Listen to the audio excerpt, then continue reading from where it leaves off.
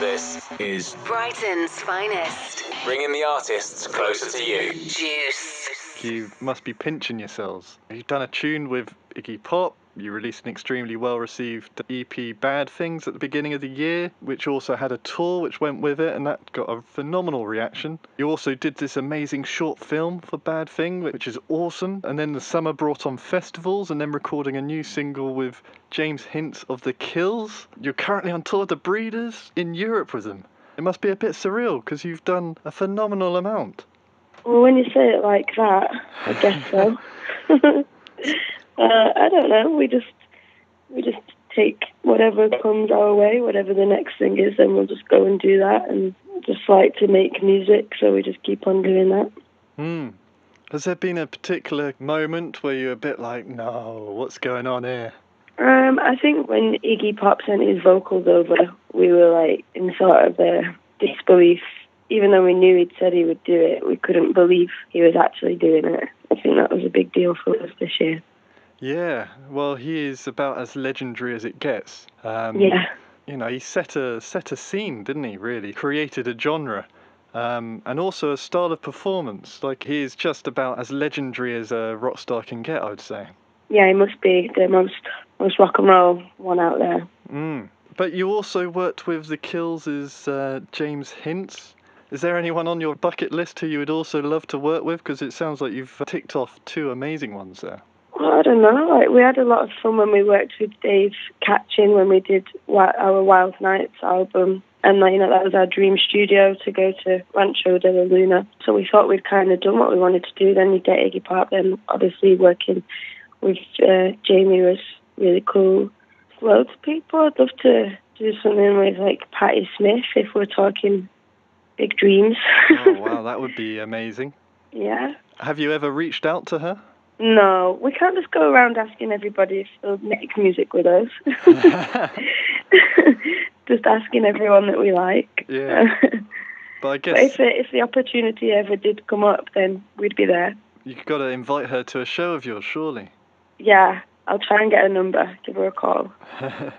Well, how did the thing with James happen, James Hintz? We already thought it would be a really cool idea ages ago when we were like writing down names of people that we'd like to work with who would be good for producing.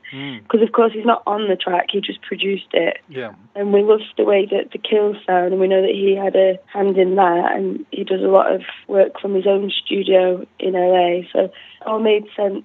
If we could get him, then that would be great. And he just actually happened to have 1 week off in between his own tours where we could meet in London and go to the studio. How did we first get in touch with him? It was my husband went on tour with him, opened for The Kills a few years ago. So he had his manager's number and stayed in touch. And, of course, he just slipped me that number. And then I got in touch. And it was just like that. I'd be a bit cheeky. Yeah, that's it. You got to force yourself into a conversation, right? Exactly. Brighton's Finest. This is Juice. What would you say makes a good live performance? And is it something that you guys chat about amongst yourselves? Because there's a lot of chat about Pins having this phenomenal live experience. I think for us, it's just to keep it fresh and like to always be throwing in some new songs. If nothing else, we're a prolific band, that's for sure. So we've always got new material that we want to play to people. And that keeps us on our toes as well. You know, you don't want to get too comfortable with a set. You don't want to be going through the motions. No, I don't know. We don't sit there and talk about what we're going to do. We talk about our clothes. We talk about what we're going to wear. But we don't... I think when we go on stage, it's just... I don't even know what the other girls are doing. Everyone's just doing their own thing. It's only when I see a video of it or something, I'm like, oh my God, like, is that what you were doing? Yeah, I can imagine there's nothing to get you more in the moment than playing on stage. That's true, yeah. So how is it being on tour with The Breeders? That's Kim Deal's band. Kim Deal of the Pixies. That must have been a massive band for you guys.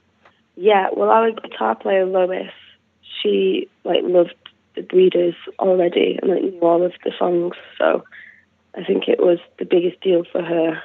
But it's been great. They're all really lovely and kind. Like, the entire crew are really sweet. make us feel really at home. There's like a chef who's just made us lunch, which is amazing.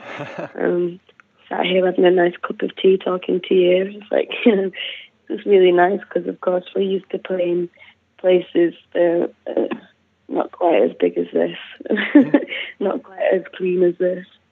Yeah, I can imagine they're playing sold-out crowds every night. There's huge hype about them because they're releasing new music for the first time in years. That must be a one hell of an experience for you guys to witness.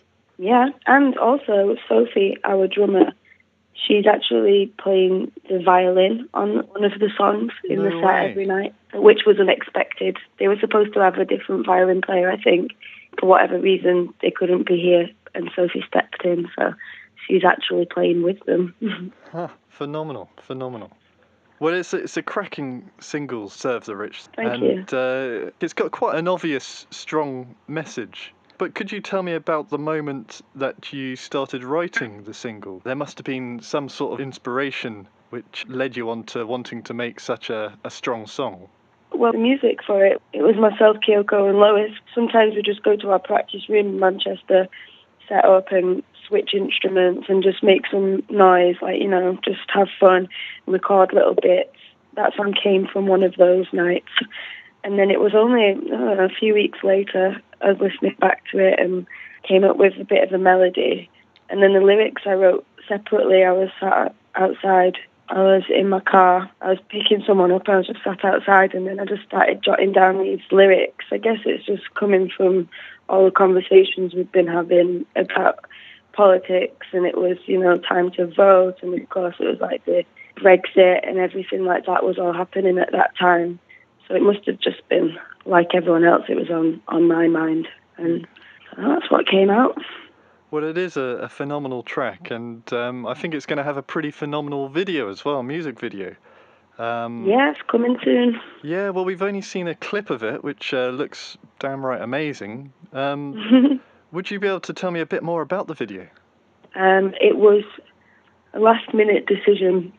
We'd been thinking of all of these, ideas of like dancers and this and that, and I don't know, it was getting too complicated, and we thought there was a protest coming to Manchester anyway that we were going to go to anyway, so we just thought, let's just take a camera with us and just film whatever's there, whoever's there, and just try and get that mood, rather just strip it back to what the song is about anyway. And I think that has come through to be a much stronger visual than something that we might have done for any of our other songs. So it's a bit different. It's not like as stylized, or it's not full of glitter and smoke. It just is what we were in on that day. Like, it's exactly what we saw on that day. But it's also shot in black and white, which gives it quite a sharp feel to it. That must have been quite a conscious decision. Yeah, it was because there was a lot of red on the day, That's true. Labour red.